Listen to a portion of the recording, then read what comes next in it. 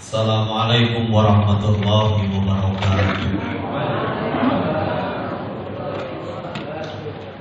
Alhamdulillahirabbil alamin. Alladzi khalaqal mauta wal hayata liyabluwakum ayyukum ahsanu amala wa huwal azizul ghafur. Asyhadu an la ilaha illallah wahdahu la syarika lah wa asyhadu anna sayyidana Muhammadan abduhu wa rasuluh. Allahumma shalli wa sallim wa barik ala hadzal nabiyil karim Sayyidina wa maulana Muhammadin wa ala alihi wa sahbihi ajma'in. Faqala Nabi sallallahu alaihi wasallam, raka'ataini qabla al-subhi khairal laka minad dunya wa ma fiha. Nabi sallallahu alaihi wasallam berpesan kepada kita, 2 rakaat sebelum salat subuh itu lebih baik bagimu daripada dunia beserta isinya. Jadi Nabi mengabarkan kepada kita, orang yang paling kaya bukan orang yang berharta di dunia, karena harta tidak ada hubungan dengan kebahagiaan. Orang yang paling menderita bukan orang yang paling miskin, Pak, karena tidak ada hubungannya kemiskinan itu dengan kesengsaraan itu dengan harta. Tetapi Nabi sampaikan, orang yang paling kaya adalah Bapak Ibu yang duduk pada hari ini di Masjid Al-Barokah ini, yang tadi mengerjakan 2 rakaat sebelum sholat subuh.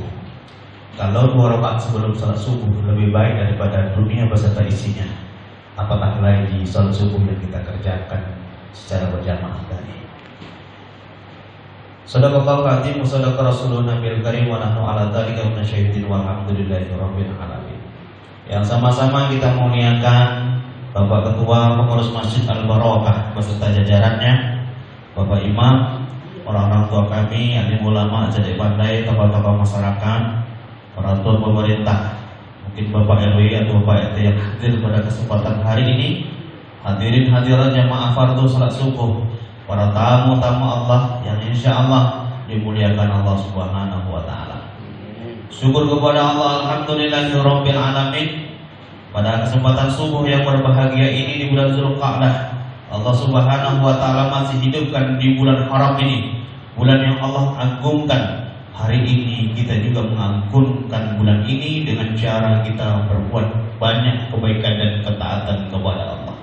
Mudah-mudahan apa yang kita lakukan pada kesempatan hari ini diterima oleh Allah sebagai pahala yang sempurna.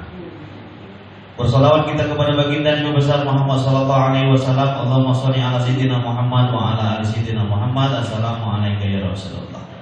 Bapak Ibu yang kami muliakan, seyogyanya hari ini adalah gurunda kami Al-Ustaz Haji Ahmadi SHIMH, yang beliau hari ini tidak bisa mengisi karena beliau dalam beberapa hari ini terganggu kesehatan beliau.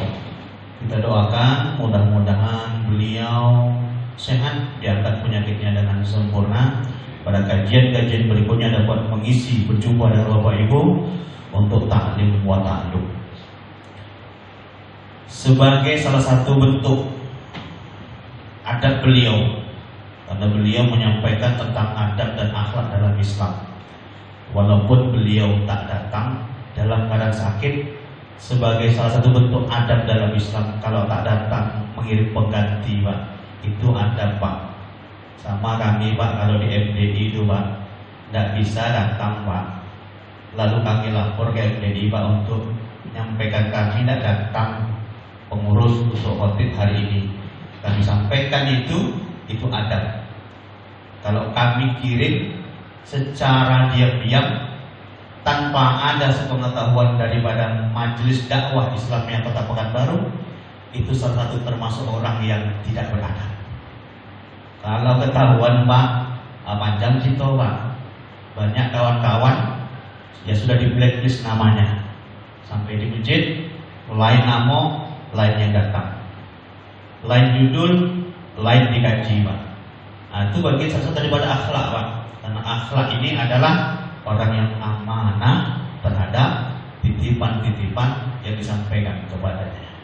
Bapak Ibu yang kami muliakan, Masya Allah, Agus Rianto, saya tinggal Jalan Hangtua Ujung nomor 31, berseberangan dengan rumah beliau, tak jauh, dekat musola Al-Furqan, musola lama, musola tua, Pak, yang kecil, yang hari ini sudah mulai terancam jemaahnya Pak. Tidak banyak lagi Pak. Trafik masjid kanan kiri depan belakang Pak. Tapi heran kami Pak, tidak tahu apa masalahnya. Masjid dibangun kanan kiri, saya tengok jemaah di musola itu tak ada. Tapi saya cek di masjid, tidak ada di masjid Bu Pak. Jadi saya tidak tahu Pak kemana orang jemaah di Pak larinya Pak. Tengok di pom bensin, tidak ada. Di Al-Muhammad tidak ketemu. Di Al-Kafi tak sobok Pak. Di Amalia tak nampak. Al-Furqan kosong. Tidak tahu Pak, ini terbaginya kemana Pak. Apakah dia galau, bingung, atau macam mana Pak? Ibarat Pak, orang ngomong pilu ada gambar tuh Pak, bingung. Ini udah ngasih beras, ini udah kasih minyak, ini kasih apa? Coblos semua atau tak coblos sama sekali? Mungkin itu Pak pikiran orang Pak, saya tidak tahu Pak. Tapi yang jelas hari ini kita saksikan di masjid ini orang-orang yang dekat kepada Allah ditunjukkan dengan dijauhkan sifat-sifat munafik itu dengan cara istiqomah melaksanakan sholat subuh berjamaah. Amin ya rabbal alamin.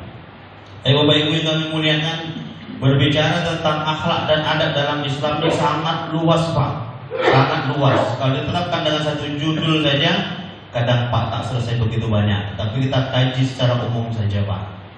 Adab itu Pak, ada adab terhadap Allah, ada adab terhadap malaikat, ada adab terhadap Rasul, ada adab terhadap makhluk.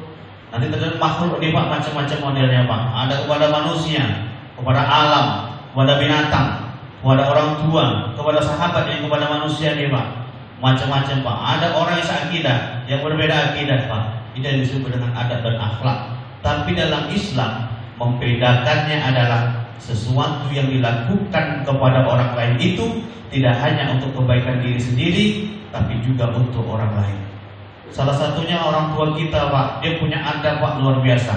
Kalau dia tanam pohon durian Pak, dia tanya sama anak cucunya, "Atuk kenapa tanam durian tuh? Atuk ini bentar lagi tak lama warato, tak akan jumpa tuh dengan buahnya." Atuk tuh kan mengatakan, "Atuk tanam bukan untuk atuk, atuk tanam untuk cucu-cucu atuk." Ternyata betul Pak, durian yang kita panen Pak di kebun kita, bukan kita yang tanam Pak, bapak emak kita yang tanam, kakek kita yang tanam Pak.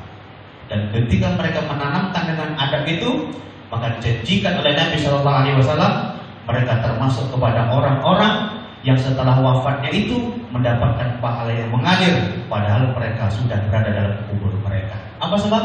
Ada kebaikan-kebaikan yang mereka tambah. Ini ada Pak untuk mereka yang tidak hanya berimbas kepada urusan dunia, tapi dengan akhirat Allah akan berikan pahala yang mengalir masuk ke rekening amal mereka.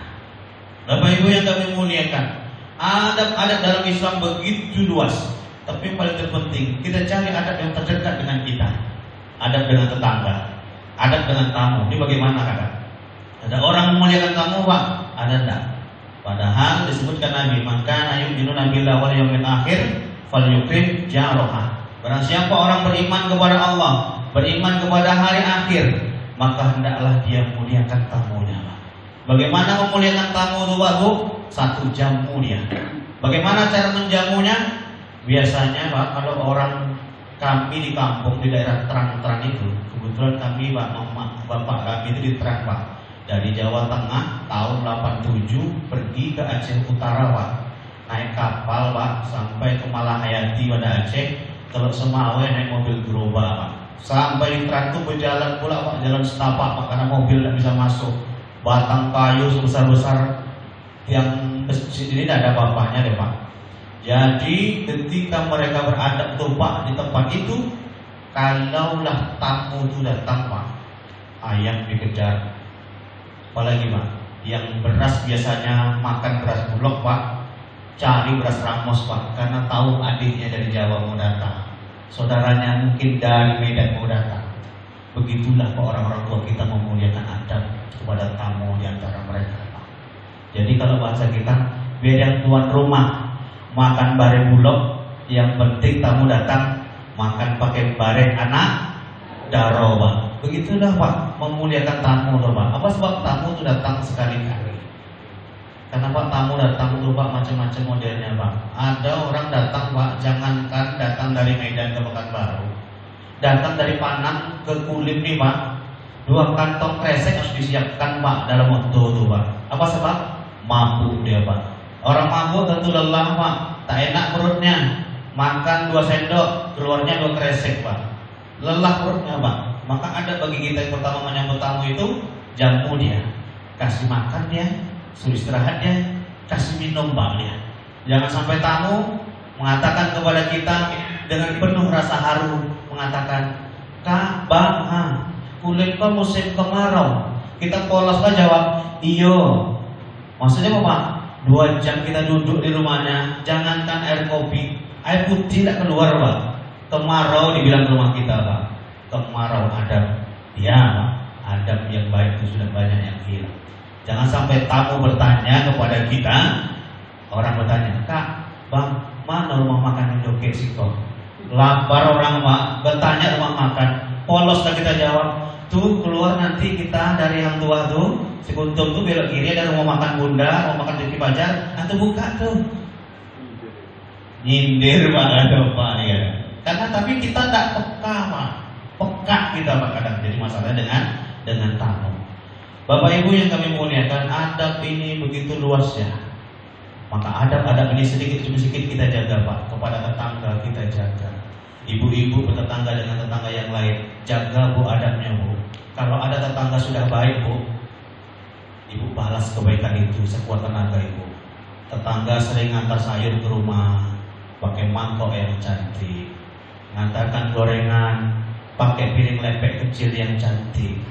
Jangan kita cuma mengatakan, nih tetanggaku tuh baik kali, setiap hari ngantar goreng, setiap minggu ngantar sayur, tapi mangkok tidak dipulang-pulangkan Pak. Itu Bu, tidak beradab namanya. Tetangga tuh tak mau dia ngantarkan pakai daun, tak mau ngantarkan gorengan tuh pakai plastik, karena dia menghormati kita Pak. Bu, walaupun 2-3 biji, tapi itu berkah.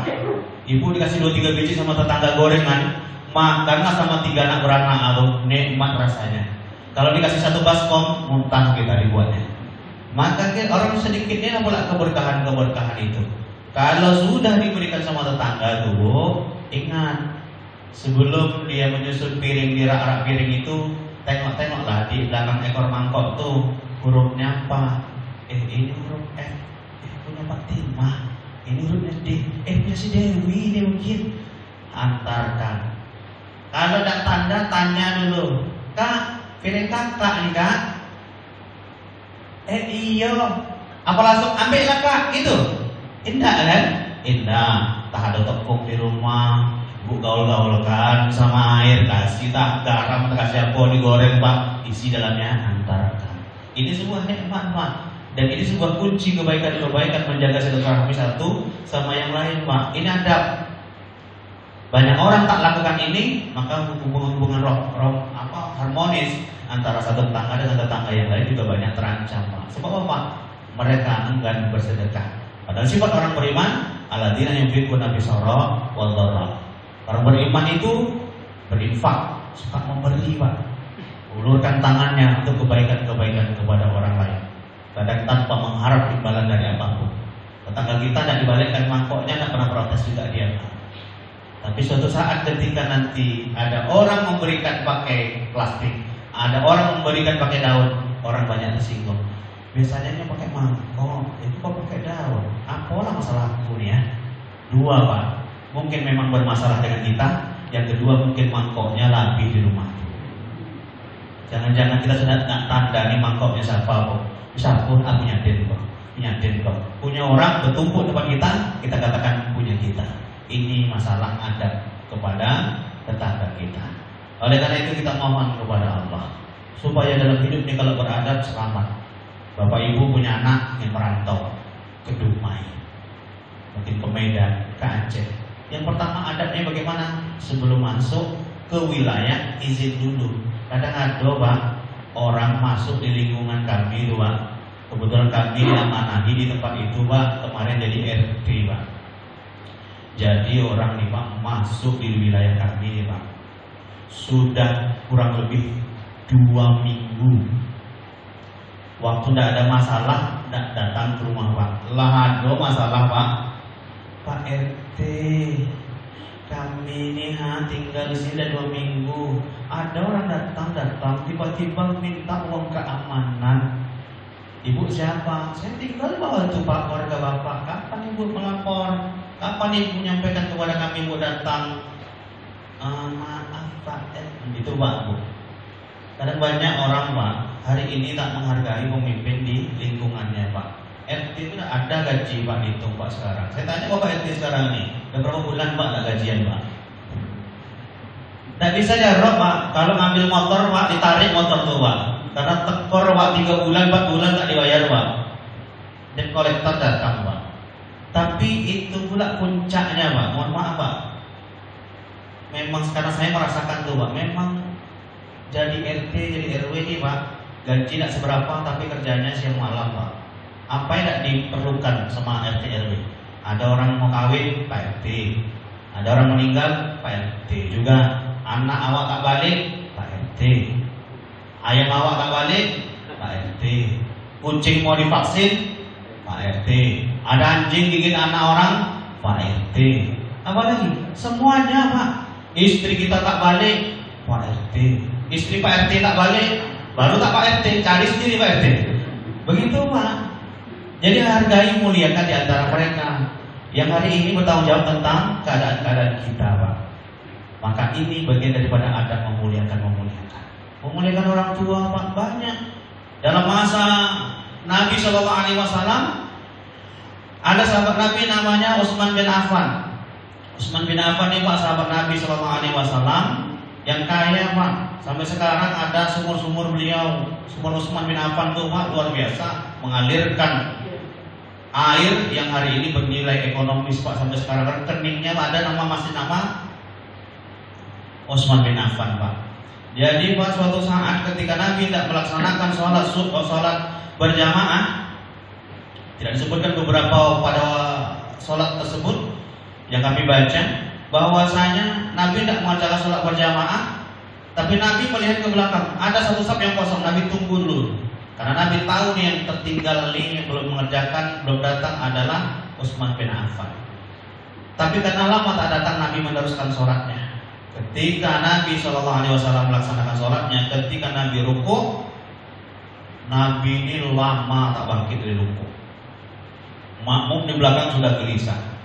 Gelisahnya dua, dia takut terjadi sesuatu kepada Nabi SAW. Yang kedua, banyak sahabat mungkin yang masih banyak awam, tak tahan pinggangnya lama rukuk Pak. Kita rukuk lama-lama mau hitam juga kita Pak. Setelah Nabi SAW tegak dari rukuknya dan selesai menyelesaikan sholatnya, lalu Nabi SAW ditanya oleh jamaah, ya Rasulullah, apa yang terjadi kepadamu wahai Rasulullah? Tadi lama kali rukuknya, kami sampai gelisah ya Rasulullah. Apa kata Nabi SAW? Awalnya aku tak tahu kenapa aku lama rukuk, tapi aku yang kurasakan adalah ketika aku rukuk, aku ini seperti ada yang menekan punggungku, kata Nabi. Tekannya lama, mau tegak nggak bisa rasanya. Tapi kapan aku tegak? Aku sadar, aku tegak tuh ketika ada langkah kaki Utsman, kan aku tanda langkahnya. Di saat itulah ringan beban pundukku, jadi punggung dia. Jadi pas dia rukuk, Utsman bin Affan datang mengikuti rukuknya, lalu dia tegak. Saat itu baru aku ringan. Aku pertama tak tahu, tapi setelah itu malaikat Jibril mengatakan kepadaku, ternyata aku rukuk lama itu disuruh menunggu Sayyidina Utsman bin Affan. Jadi Nabi bertanya, wahai Utsman, apa gerangan yang membuat engkau agak terlambat? Apa kata Sayyidina Utsman? Maafkan aku ya Rasulullah. Tadi aku di jalan pas mau datang ke masjid ini, aku berjumpa dengan orang tua yang lambat jalannya, sudah tertatih-tatih dia.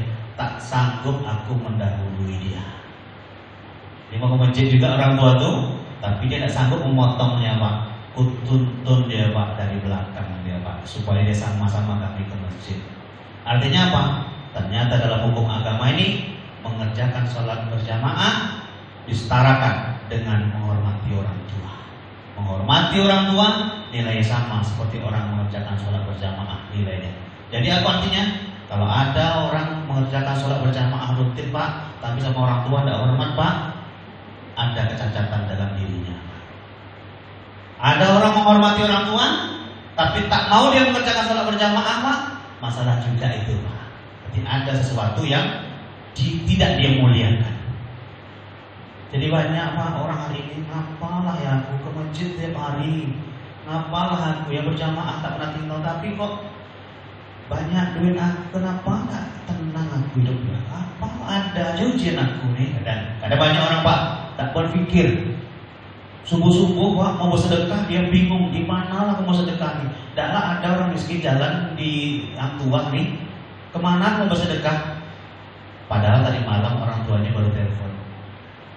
Apa kabar nak, sehat? Misalnya kan, mama apa kabarnya kok gelap kali? Inilah listrik mama belum dibayar. Malam baru video call sama mamanya, rumahnya gelap, belum dibayar listriknya. Besok pagi bingung mau sedekah kemana Pak. Ini masalah Pak. Sedekah subuh dikejar-kejar Pak. Orang tua tadi malam mati lampu, gelap video callnya. Tak kita kembalikan berpikir kita, akhlak kita. Padahal sedekah kita yang paling utama adalah untuk orang tua kita. Orang tua kita Pak.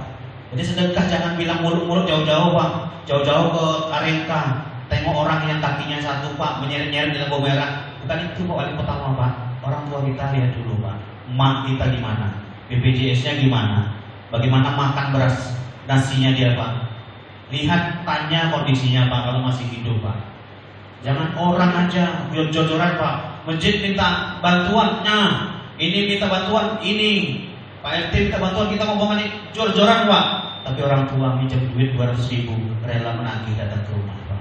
Mama kemarin pakai duit 200, kapan mama balikkan? Innalillahi. Kalau mau ditanya, diri kita ini milik orang tua kita. Tidak boleh kita pula harta kita menahan untuk orang tua kita. Tidak boleh Pak. Berikan sesuatu kepadanya. Itu pun kita yang masih terhutang kepada beliau orang tua kita. Kalau mau dicabut dari tulang kita naik ada duri, rasa sakit dicabut secara hidup-hidup nih Pak. Ada batang duri di kepala kita dengan tubuh kita. Dicabut nih Pak, belum bisa menghilangkan rasa sakit dari teriakan ketika mengeluarkan kita dari rahimnya. Bapak Ibu yang kami muliakan, jadi adab-adab itu. Jadi dalam agama saja orang tua kita muliakan, nilainya sama dengan kita mengerjakan sholat berjamaah. Oleh karena itu hari ini banyak orang-orang yang gelisah hatinya, bukan bermasalah kadang sholat berjamaahnya, tapi bermasalah dengan orang tuanya atau orang tua yang ada di lingkungan kanan, kiri, depan, belakang. Yang merasa aku ini lebih tinggi pendidikan, aku ini lebih hebat jabatannya. Orang tua itu kan tak tamat SD, orang tua tak pandai kitab, orang tua tak pandai pula baca Quran. Kan orang tua di bawah derajatnya. Itulah tanda orang yang tak beradab. Orang beradab itu kata orang bilang ilmu padi itu dipakai Pak. Makin dia tinggi, makin tua dia Pak, makin menunduk Pak. Sama orang Pak bicaranya Pak merendah aja Pak, tidak meninggi-tinggi Pak. Itu tanda orang ilmunya ilmu padi Pak. Tidak seperti orang pohon-pohon matoa nih Pak, makin tinggi melunjang-lunjang sampai tinggi bahkan angin sedikit patah Pak. Oleh karena itu kita mohon kepada Allah, bagaimana cara kita beradab kepada kawan, kepada anak, beradab kita kepada istri kita, semuanya Pak masuk dalam hukum agama ini selamat. Suami beradab kepada istri selamat. Kita beradab kepada tetangga selamat Pak. Bagaimana cara kita beradab dengan tetangga, dengan kita bersosial? Pelajari Pak sifat-sifatnya. Orang yang hari ini akur kepada kawannya Pak, kepada tetangganya, kepasa kaget ada kawan ibu kok sama dia terus. Nanti dia majelis taklim kok menggandeng terus dia. Dasa wisma kok menggandeng terus dia. Ada acara takziah bajunya kok bisa Bu? Karena sudah memahami karakternya. Makanya diciptakan kita bersuku-suku tuh Pak, untuk saling kenal mengenal. Semua yang kenal satu sama yang lain. Ibu orang Jawa, bapak orang Minang. Kenapa bisa hidup satu rumah nih Pak berpuluh-puluh tahun? Karena memahami dan mempelajari karakter masing-masing Pak. Jadi kalau tadi pelajari Pak kacau Pak. Bapak istrinya orang Jawa, suaminya orang Melayu. Ngajak dia jalan. Dia jalan, kata istrinya mau. Kata suaminya mau Melayu itu kan mau. Istrinya bilang mau itu bahasa Jawa itu orang gelem Pak, tidak mau dia Pak. Ditunggunya sama lakinya di luar. Diketok lama kali. Tapi bilang nggak mau pergi. Tadi bilang mau, katanya nggak mau. Kenapa? Orang tak mau memahaminya Pak. Saya aja Pak, saya orang Jawa Pak, tempatnya Aceh Tengah, Gayo Pak. Pertama pengantin baru Pak, seminggu saya diajak ke Aceh. Kata istri saya, kita ke rumah bibi, tetap rumah bibi. Kata bibi itu tanya, dia manggil saya Dede, mangan. Kok panggil bahasa Jawa pula bibi ini? Mangan. Saya bilang nggih, gitu saya bilang. Pas saya bilang nggih, nasi dituduk saji itu Pak ditutup balik Pak, disimpan lah lauknya di lemari lagi. Saya apa nih? Nyuruh makan tapi kalau disimpan. Tanya lagi, Dek, ngopi? Nggih, kopi disimpan Pak. Kompor dari panasin Pak dimatikan Pak, nggak jadi Pak dipanasin. Saya tanya sama orang rumah, Dek, kenapa bibi tidak senang sama abang di sini? Emang apa katanya? Disuruhnya abang makan, tapi disimpan nasinya. Disuruhnya abang ngopi, ditawarin ngopi, disimpannya kopi, dimatikannya kompor. Jadi orang istri bilang, oh ya abang nih macam itulah bang. Orang sini bilang makan ya makan juga bang. Oh gitu, oh sama. Jadi terus abang bilang apa? Nggih, nggih itu kalau bahasa Jawa bang iya, kata istri saya. Istri saya paham dengan saya Pak. Kenapa? Dia walaupun kami mohon maaf ya dikenalkan secara korban mak comblang dunia maya tuh Pak dulu Pak, 2007 dikenalkan Pak, 2010 baru jumpa Pak. Di sini kalau enggih itu artinya enggak, kalau orang Jawa enggih itu iya. Wah pantas Pak. Sejak itulah tahu Pak. Jadi ternyata Pak betul Pak, setiap suku-suku walaupun sama kata fonemnya tapi maknanya berbeda Pak. Atos bahasa Jawa keras, tos bahasa Sunda udah beda-beda. Kalau dipakai dalam situasi yang tak memahami orang satu sama lain Pak, bisa menyebabkan salah paham, multitafsir yang menyebabkan mungkin orang kelas dan lain sebagainya. Bapak Ibu yang kami muliakan, oleh karena itu hidup kita beradab, pahami karakter orang. Kalau sudah paham karakter orang Pak, enak Pak. Di jalan ada masalah Pak, karakter kita orang beriman, wal kadziminal ghaidh, tahan amarah dulu Pak. Kita disenggol orang, tahan amarah. Kita nyenggol orang, sabar kita Pak. Ada orang nyenggol orang, marah. Disenggol orang, lebih marah Pak. Minta ganti, tapi orang dimaki-maki Pak. Minta ganti spiannya patah, tapi dia mencarut-carut Pak. Menekan-nekan orang, panggil sana, panggil sini, mengadu-adu orang Pak. Yang tadinya ini Pak seharusnya sabar nih Pak, ada terpancing juga Pak. Dia kenalan ini, dia kenalan ini. Aku ada kenalan satpam, aku ada kenalan satpol PP, panggilnya dia dunia Pak. Kan orang berkelahi Pak. Ada Bapak, seharusnya tadi orang ikhlas akan memberikan 500 1 juta, akhirnya pulang dan bawa apa-apa. Apa sebab? Orang yang dikenal nih Pak, ternyata di bawah status dan pangkatnya dari orang ini Pak. Makanya kita tidak boleh Pak orang mengadu-ngadu. Makanya ada satu karakter, satu sifat yang kata Nabi Shallallahu Alaihi Wasallam, orang-orang atau perempuan ataupun manusia yang dijauhkan sifatnya salah satunya adalah orang pengadu Pak. Orang pengadu ini seperti apa? Nanti di rumah gara-gara masak kangkung nanti ngadu ke rumah orang tuanya. Aku di tempat pertua tiap hari dikasih makan kangkung macam kambing. Padahal kan begitu Pak kondisinya. Nah, itu Pak, kalau itu karakternya Pak, kalau nggak betul-betul diperbaiki Pak, jauhkan orang-orang seperti itu Pak. Jadi orang pengadu ini bahaya nih Pak. Sini lain cerita, sana lain menyampaikan Pak. Dibuat gaduh Pak orang. Dipuji awak tuan di situ.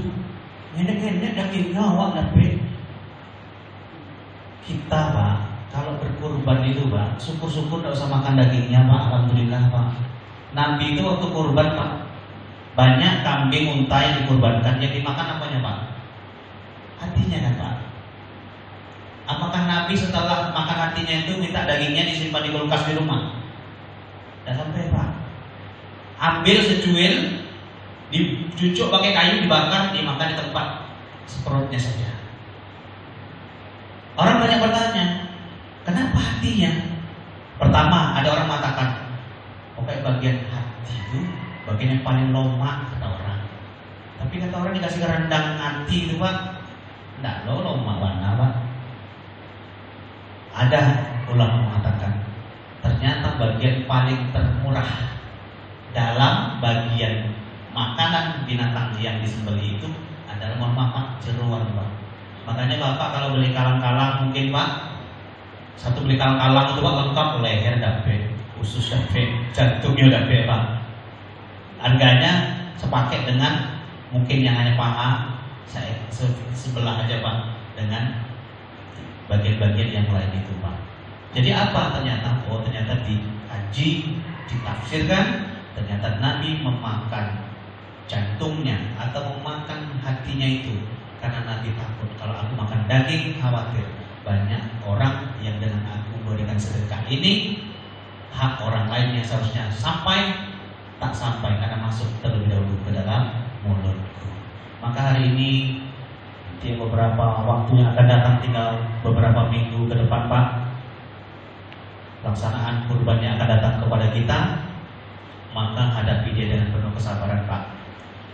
Hari ini seharusnya kita sudah ikhlas Pak, tapi karena terpancing-pancing, terkompor-kompor Pak, pahala yang seharusnya kita dapatkan Pak, jumlah bulu yang ada dalam tubuh itu seharusnya menjadi pahala yang berlipat-lipat Pak.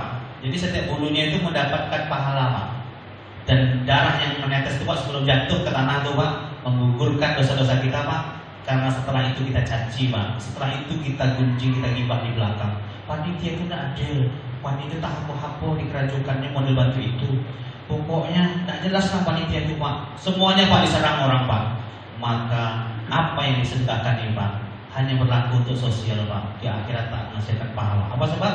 Salah satu sebab yang menyebabkan orang yang kehilangan pahala sedekahnya adalah ya ayyuhalladzina amanu la tubtilu shadaqatikum bil manni wal adha. Hai orang-orang beriman, jangan kamu batalkan, jangan kamu gugurkan pahala sedekahmu itu dengan menyebut-nyebut pemberianmu dan menyakiti hati orang yang menerima Pak. Jadi Pak, kita beri sama orang Pak, kita sebut-sebut Pak, sedekah 5.000 Pak, satu RT semua harus tahu Pak. Sedekah 10.000, satu masjid harus tahu Pak. Ini bikin disebut-sebut namanya Pak, menyakiti hati orang menerima. Ternyata Pak yang disedekahkan nih Pak barang tak berguna Pak. Orang menerimanya rasa kecil dalam hati, berarti itu menyakitkan hati. Yang disedekahkan semangkok bubur Pak, satu media jagat sosial Pak harus tahu Pak. Sementara bubur yang diberikan katanya pengat kacang hijau, tapi warnanya merah kehitaman. Saya tidak tahu kacang apa ini kata yang terima ini. Katanya kacang hijau kok warnanya merah kehitaman. Rupanya Pak, bubur itu sudah masuk kulkas panaskan, masuk kulkas panaskan. Dan ada yang makan baru dikasih ke orang Pak. Sakit hati orang Pak. Waktu dimakan Pak, asam rasanya. Kan sakit hati orang Pak. Memberikan, ingin dilihat orang, ingin disebut-sebut namanya. Yang kedua menyakiti hati orang, sempurna, hilang pahala itu Pak. Maka mohonlah kepada Allah sedekah kita ini ikhlas. Ada panitia kurban di Masjid Al-Barakah nih Pak. Kalau kita tak sanggup berkorban Pak, relakan tenaga kita, waktu kita untuk mensyiarkan pelaksanaan binatang kurban itu datang kemari. Kalau seandainya tidak dimasukkan panitia, tidak usah kecil hati Pak. Bantu apa sebisa bantu kita Pak. Kita tidak panitia Pak, bantu-bantu pegang tulang tuh Pak. Panitia tidak marah Pak, senang Pak. Apalagi dalam penyelenggaraan itu Pak, tidak bisa kita bantu juga Pak. Nengok jadilah. Dan bisa tengok juga kita di rumah saja karena kita sakit. Doakan, senangilah perbuatan-perbuatan orang yang melaksanakan pelaksanaan penyembelihan hewan kurban. Sebab apa Pak? Sebab di dalam orang mengerjakan penyembelihan binatang kurban ini Pak untuk panitia nih Pak. Karena kami juga merasakan Pak, berat Pak. Beratnya gimana? Misalnya dapat anggaran 2.700.000. Ternyata dapat sapi Pak, yang ada yang gapuk-gapuk Pak, yang kadang-kadang Pak, tidak ada yang di bawah yang harga itu Pak. Kalau dapat pun Pak selisih 50.000 untuk beli plastik, untuk beli ini Pak kurang Pak. Dapat terlalu gemuk, khawatir panitia nambah Pak. Kalau carinya terlambat Pak, dapat kurui-kurui, diserang orang kita Pak. Apalah keraja panitia kok, tulang-tulang aja sapi itu, masalah juga Pak.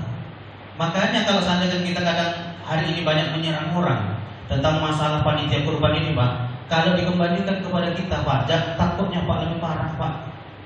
Orang kita serang nih Pak, kata orang parah dia menyelenggarakannya. Kalau diserahkan sama kita Pak, lebih parah mungkin Pak. Makanya tidak boleh kita. Salah satu adabnya adalah muliakan pekerjaan-pekerjaan orang yang hari ini tidak sadar ini adalah sebuah kebaikan-kebaikan yang apabila kita merendahkan diri kita, menyenangi perbuatan-perbuatan itu akan senantiasa menjadikan kebaikan-kebaikan. Bapak Ibu yang kami muliakan, oleh karena itu sekali lagi kami doakan ibu-ibu, bapak-bapak yang berkorban di tahun ini, mudah-mudahan korbannya diterima dengan sempurna. Bagi keluarga yang melaksanakan ibadah haji, mudah-mudahan mendapatkan haji yang mabrur. Tidak ada balasan bagi haji mabrur, melainkan Allah akan berikan balasan kepada surga yang di atasnya mengalir dan di bawahnya mengalir sungai-sungai. Kemudian daripada itu ada adab kita kepada Allah. Bagaimana adab kita kepada Allah? Nabi mengatakan ketika sahabat bertanya, "Fa'akhbirni 'anil ihsan." Ya Rasulullah, kabarkan kepadaku nih apa itu ihsan? Qala, kata Nabi, "Anta'budallaha ka'annaka tarahu, fa illam takun tarahu fa innahu yaraka." Engkau menyembah Allah seakan engkau melihat Allah. Kalau engkau tak melihatnya, pasti Allah melihatmu.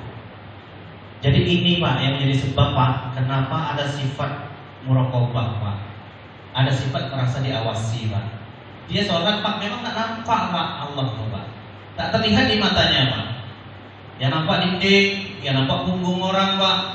Tetapi satu ditanamkan, kalau kita tak dapat melihatnya, maka pasti Allah melihat. Berarti kita menjadi orang diawasi. Kalau orang diawasi Pak, pasti perbuatannya lurus Pak. Kalau ada Pak, orang-orang yang bekerja dalam instansi pemerintahan, kalau setiap hari Pak diawasi BPK nih Pak, diawasi oleh KPK nih Pak, lurus Pak jalannya Pak. Kenapa mereka hari ini banyak yang melenceng Pak? Karena pengawasnya merasa dia tidak merasa diawasi. Kalau tidak ada CCTV, tidak ada ini, tidak ada itu Pak, mereka mengatakan aman perbuatan mereka. Maka hari ini lihat kepada kita. Bapak Ibu datang ke tempat ini karena apa? Kalau datang ke tempat ini, mohon maaf, Bang, bangunlah Bang ke masjid. Tidak enak sama warga. Abang kan RW. Itu kan tanda Pak. Saya ada indikasi Pak. Datang kemari bukan karena Allah Pak, masih karena saudara. Bang, kawan siapa Bang? Rajin ke masjid. Abang nih nanti tidak enak sama dia. Abang udah bisa ditolong sama dia, tapi abang tidak pernah jalan sama dia ke masjid itu. Berarti ada sesuatu Pak. Atau ditekan betul sama istri, Bang ke masjid, tidak ke masjid besok tidur luar. Kata istri. Itu pasti ada Pak tekanan Pak.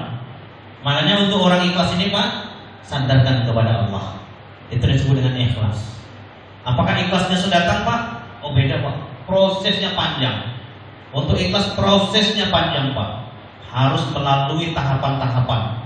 Ikhlas itu tersembunyi, ikhlas itu rahasia. Begitu tersembunyinya ikhlas, di dalam surat Al-Ikhlas tidak disebut kata-kata ikhlas. Surat Al-Ikhlas itu Pak, qul huwallahu ahad, Allahus samad, lam yalid wa lam yulad wa lam yakul lahu kufuwan ahad. Ada enggak kata-kata ikhlas, Bu? Tidak ada kan, Bu? Tidak ada. Jadi ikhlas itu tersembunyi. Jadi ikhlas itu apa? Perbuatan yang disandarkan hanya kepada Allah. Jadi ibu datang ke masjid karena Allah, itulah ikhlas. Apa tandanya? Ibu senang melakukannya. Ibu bahagia melakukannya. Datang ke tempat ini kita gelisah enggak? Kalau gelisah Pak, ada sesuatu Pak yang terjadi kepada kita. Kalau keluar dari tempat ini lalu plong di hati kita, ada masalah Pak dalam tubuh kita. Kenapa kok dalam masjid kok gelisah? Kenapa kok dalam masjid kok risau? Kalau udah keluar masjid kok tenang ya? Ada masalah Pak dalam hati kita. Mungkin ada tekanan dalam masjid itu Pak. Mungkin ada sesuatu yang terpaksa dalam tubuh kita ke masjid. Tapi sebaliknya Ustaz, kalau saya masuk masjid nih Ustaz, saya tenang. Kalau tidak ke masjid nih Ustaz, saya gelisah. Udah saya masjid saya tenang. Itu tanda ikhlas Bu. Jadi ikhlas itu merasakan tenang, senang di dalam hati. Bedanya dengan perbuatan-perbuatan yang lainnya tinggal tergantung fungsi-fungsinya. Jadi untuk menenangkan dan menyenangkan hati kita dalam beramal, berbuat ibadah, kuncinya harus dibiasakan. Jadi itu sebenarnya pembiasaan. Orang tak biasa berkata kotor Pak. Tapi terbiasa Pak duduk dengan orang berkata kotor Pak. Pertama masuk dulu kupingnya Pak, mulutnya enggak. Dalam hati kata-kata. Besok sekali-kali Pak terceplos Pak, ikut. Lama-lama terbiasa Pak. Dulunya istighfar, sekarang suka mencarut. Udah biasa mencarut, suruh istighfar payah Pak. Dan orang yang terbiasa istighfar, pertama disuruh mencarut payah Pak. Bapak udah biasa sholat berjamaah, sering istighfar zikir, suruhlah maki orang Pak, gak sanggup minta Pak. Tapi kalau dibiasakan, biasa jadi Pak. Jadi ikhlas itu tersembunyi, ikhlas itu rahasia. Pelan-pelan dijalankan. Dulu kita kecil-kecil bagaimana prosesnya panjangnya. Mau ngaji, angkat cambuk. Orang tua kita, bapak kita. Mau mandi, angkat cambuk. Mau sholat, angkat cambuk. Apakah sekarang Pak kita udah umur 55 tahun, 65 tahun, hari ini ke Masjid Al-Barokah ini diangkat cambuk sama bapak mama kita? Tidak ada. Kenapa? Mak bapak kita sudah ada adorai. Kalau ado pun di kampung jauh Pak. Kalau udah ada di rumah kita, mereka udah enggak. Nah, tidak ada lagi Pak. Mungkin tidak bisa bercakap lagi Pak. Apa sebab? Ikhlas itu sudah datang. Jadi kalau ikhlas sudah datang Pak, ridho Allah datang. Jadi barang siapa orang yang ridho kepada Allah, Allah ridho kepada mereka. Jadi keridhaan itulah Pak yang menyebabkan orang masuk surga. Makanya doa yang diucapkan, Allahumma inna nas'aluka ridhaka wal jannah.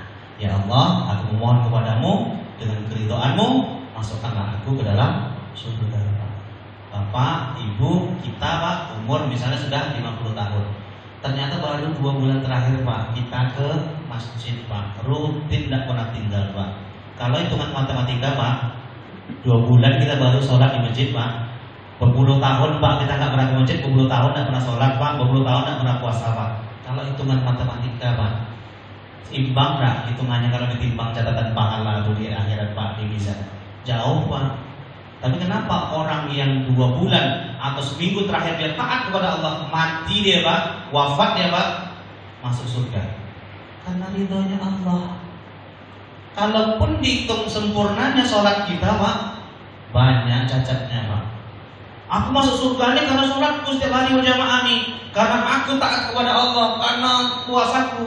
Hari ini Pak kalau ikut ibadah kita Pak, banyak cacat. Kita sholat masih sering menghayal, bacaan kita masih amburadul, puasa masih sanggup kita gunjing orang, kita puasa masih sanggup nipu orang, kita puasa masih sanggup bohong sama orang.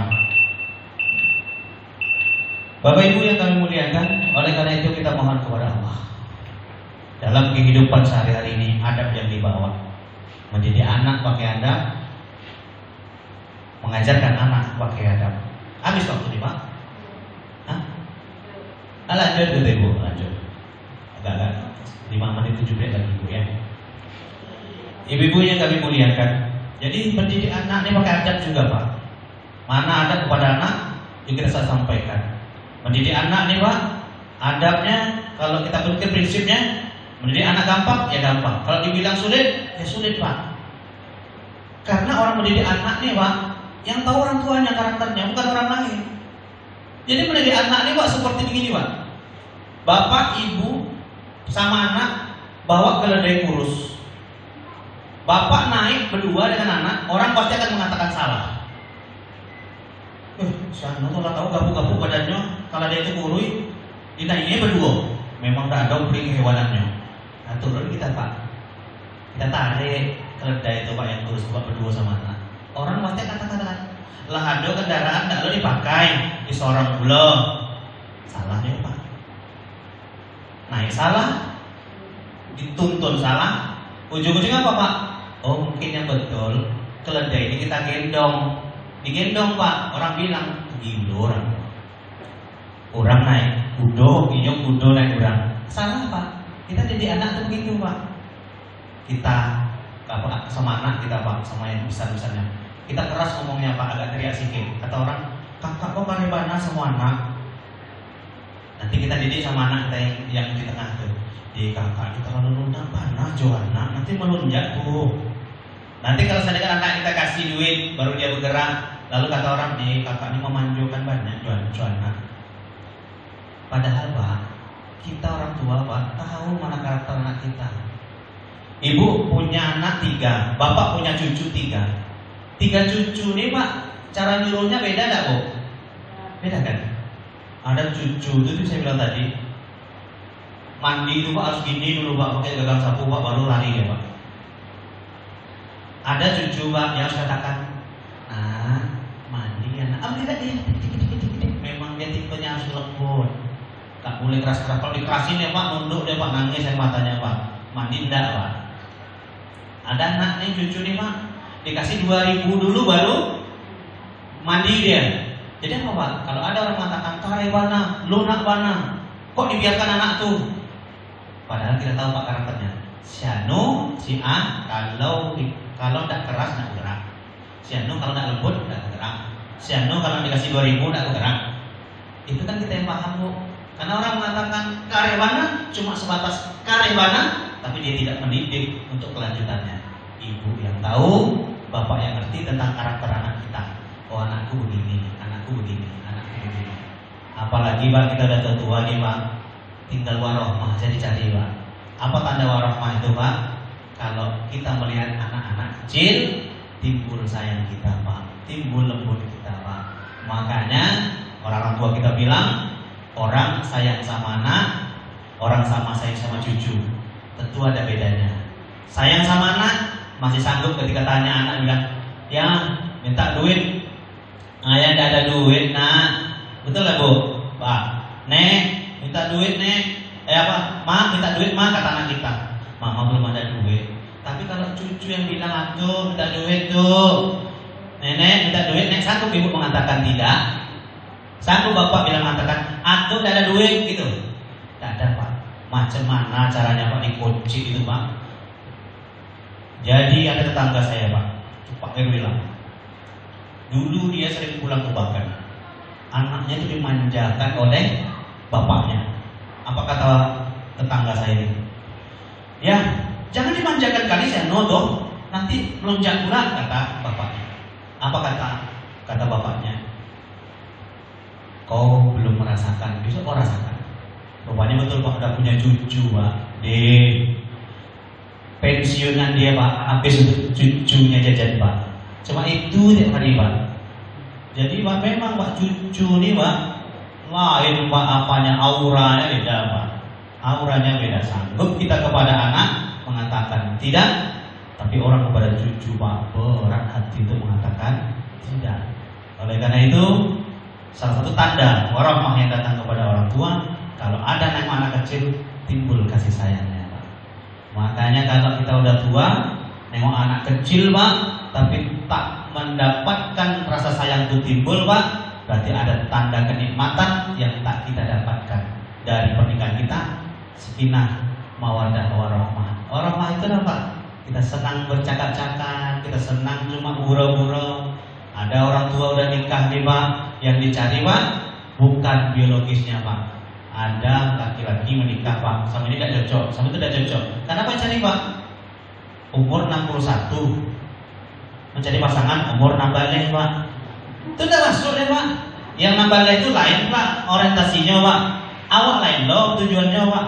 Di situ kenanya Pak. Makanya harus seimbang Pak. Makanya pernikahan harus sekufu katanya. Sekufu ini sefrekuensi Pak. Dia maunya apa, kita maunya apa, harus mengerti Pak. Kalau tidak mengerti ya pincang ya Pak. Makanya banyak orang ganti. Yang penting harus sadari di antara kita dalam urusan berkeluarga nih Pak, harus saling memahami satu sama yang lain. Suami dengan istri, laki-laki perempuan berbeda Pak. Cara menahan nafsu, cara menahan dirinya Pak. Betul. Kalau seorang perempuan lebih cenderung sanggup menahan Pak dibandingkan laki-laki kebanyakan Pak. Tapi ada sebaliknya ada Pak. Yang perempuan kemarau ada juga. Kalau perempuan jangankan ditinggal mandah oleh suaminya, ditinggal mati Pak, rumah masih bisa beres Pak, anak masih terurus Pak, sekolah mereka beres. Itu perempuan Pak. Tapi kalau laki-laki beda Pak. Tidak usah kan ditinggalkan mati sama bininya, ditinggalkan aja ke pasar kaget, ada anak umur 2 tahun di rumah Pak, bersepak ya Pak. Beda. Kekuatan kita nampak besar aja otot kita Pak. Kalau besar-besar tidak ada besar warna Pak. Tapi Pak, sesungguhnya kita lemah Pak dalam hitungan mengurus rumah. Makanya tak boleh kita menyepelekan istri. Istri itu Pak nampaknya sepele mencuci Pak. Istri nampak sepele masak, cuci piring, nyapu Pak. Tapi kalau dihitung kilometernya berapa Pak? Dapur, sumur, kasur Bu, berapa kilometer Bu? Payah mengukur Bu. Kalau dihitung ukuran meteran 50 meter itu kurang sehari 10 meteran itu untuk mengukur kita kurang. Apa sebab? Begitu besar jauh jangkauan langkah kaki kita. Makanya dulu Pak saya merasakan Pak, saat tersadar saya Pak. Tersadar begini, saya pikir dulu namanya mencuci itu ringan, masak itu ringan. Tapi dikerjakan setiap hari akan terasa Pak. Istri saya sakit Pak, kena hipertiroid, kena batuk perdu Pak. Juga operasi, setiap operasi Pak ternyata lumpuh 4 bulan. Selama 4 bulan itu Pak macam mohon maaf Pak, macam mengurus bayi Pak. Di tempat tidur, di kasur semuanya Pak dilaksanakan, mandi, mengelap macam situ Pak, di kasur semuanya Pak. Itu saya rasakan. Biasanya istri saya mencuci jam 7, jam 11 masak udah selesai, nyapu udah beres, anak udah mandi Pak. Saya satu pekerjaan dari jam 7 sampai jam 11 tidak kelar-kelar Pak mencuci baju itu Pak. Sakit, makin dicuci, makin digiling kok rasa makin banyak. Padahal tak ada orang menambah. Begitulah Pak tingkat kelemahan kita.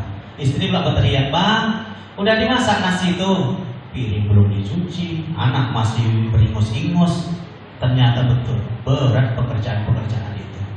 Oleh karena itu sebenarnya yang kuat adalah istri kita Pak, bukan kita Pak. Yang membuat hebat kita ternyata bukan diri kita Pak, tapi doa istri kita Pak. Maka sayangi dia. Ada rezeki Pak, buat apresiasi kepada dia. Pulang-pulang tak buat kejutan untuk dia. Apa yang disenangi dia Pak? Mungkin simpel Pak. Oh dia minta sore diajak keliling Pak. Penat memang penat Pak, tapi itu tidak kesenangan dia Pak. Oh pulang ke rumah kita Pak, yang diminta apa? Bukan duitnya, tapi apa? Teman ngobrol Pak. Pulang tuh minta teman cerita. Kenapa? Sehari Pak yang dipegang cuma sendok nasi, batang sapu, sama rotan untuk marah kepada anak aja Pak, dari pagi sampai malam Pak. Sementara tidak ada teman untuk curhat, untuk bercerita. Kenapa? Kita yang menahan dia. Pokoknya selama di sini jangan keluar main sama si Ano. Tapi kita ke rumah Pak, sampai di rumah Mobile Legend main Pak, main PUBG, main domino Pak. Habis-habis nanti malam nongkrong di pos ronda, pulang subuh, siap subuh nanti pergi kantor Pak. Istri Pak tersiksa dia Pak. Apa sebab? Tidak ada di mana mau meluapkan. Keluar tak boleh. Di rumah suami asik dengan handphonenya. Maka banyak anak-anak yang ditanya ketika tanya cita-citanya oleh guru, "Oh nah, besok cita-citanya mau jadi apa?" Kata anak tuh, "Besok aku kalau besar pengen jadi HP." Kok jadi HP? Iya, HP itu kalau di rumah ditengok, saya tengok papa tuh tiap hari ngelus HP, tiap hari yang diurus HP. HP lecet sedikit, kalau jatuh marah-marah dia. Saya pingin seperti HP. Awak minta ditidurkan supaya dibacakannya sholawat, baca doa, tidak mau dia HP. Suruh membantu pekerjaan sekolahnya, kata orang tuanya, mama papa sibuk. Makanya anak-anak mengatakan ternyata enak jadi HP. Kenapa? Kemana-mana di kantong, masuk WC pun dipegang. Apalagi kalau jatuh disenggol orang, marah-marah dia. Kenapa? Begitu sangat dilindungi. Anak jatuh masuk parit, anak tuh masuk parit. Iyalah, biasalah anak-anak. Tidak tahu besok gigi rotak Pak, awak yang repot Pak. Oleh karena itu sekali lagi kita mohon kepada Allah Subhanahu Wa Taala pada kesempatan yang berbahagia ini, adab banyak di bawah Pak dalam kehidupan kita, banyakkan sabar dalam kehidupan kita, didik anak kita dengan sebaik-baiknya. Kalau dengan berteriak dia mau sholat, maka berteriaklah ibu, tidak masalah Bu. Orang dengar tidak peduli Pak, yang penting selamat anak cucu kita. Kalau dengan lembut, mereka bisa lembut, silahkan kita lembut Pak anak kita. Maka apa yang kita sudah didik kepada mereka, kata Nabi SAW, orang yang dapat amal mengalir setelah dia mati walaupun di dalam kuburnya adalah orang-orang yang meninggalkan anak setelah kematiannya. Anak-anak itu memohonkan ampun atas dosa-dosa kedua orang tuanya. Makanya sekarang PR kita adalah dengan anak kita yang hari ini melawan setiap hari kepada kita, setiap hari bangkang kepada kita. Kalau kita mati Pak pagi ini Pak, kira-kira sore nanti doakan kita tidak dia Pak, mohonkan ampun tidak sama kita Pak. Kalau rasa hati kita langsung respon mengatakan pasti tidak Ustaz, maka hari inilah cara terbaik untuk menyadarkan kepada kita bahwasanya kita punya PR Pak. Ini anak kita harus diselamatkan. Sekarang Pak sudah begitu perangi-perangi anak kita Pak. Pengaruh handphone itu Pak. Apalagi 20 tahun yang akan datang. Kita nggak tahu Pak modelnya seperti apa. Tulang kita Pak yang ditunggu nak kita Pak. Pak handphone. Anak nangis 2 Pak yang bisa membuat dia Pak. Kalau dia sehat Pak. Kalau nggak handphone dikasih duit pergi jajan Pak. 2 itu aja Pak.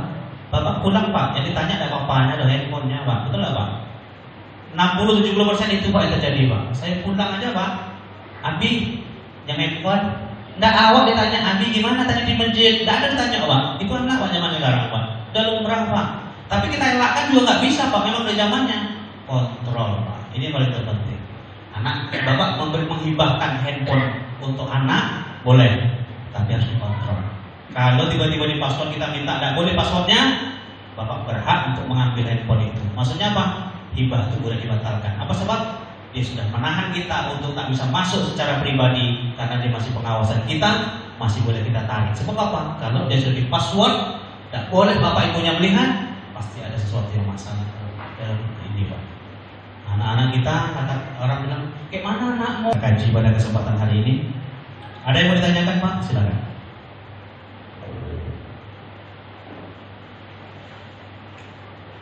Ibu ini pas-pas saja ya Bu. Hidup ini enak pas-pasan kan Bu. Kurang lebih saya mohon Bapak Ibu sekalian, kalau saya mengampun. Subhanakallahumma wa bihamdika asyhadu an la ilaha illa anta astaghfiruka wa atubu ilaik. Wassalamualaikum warahmatullahi wabarakatuh.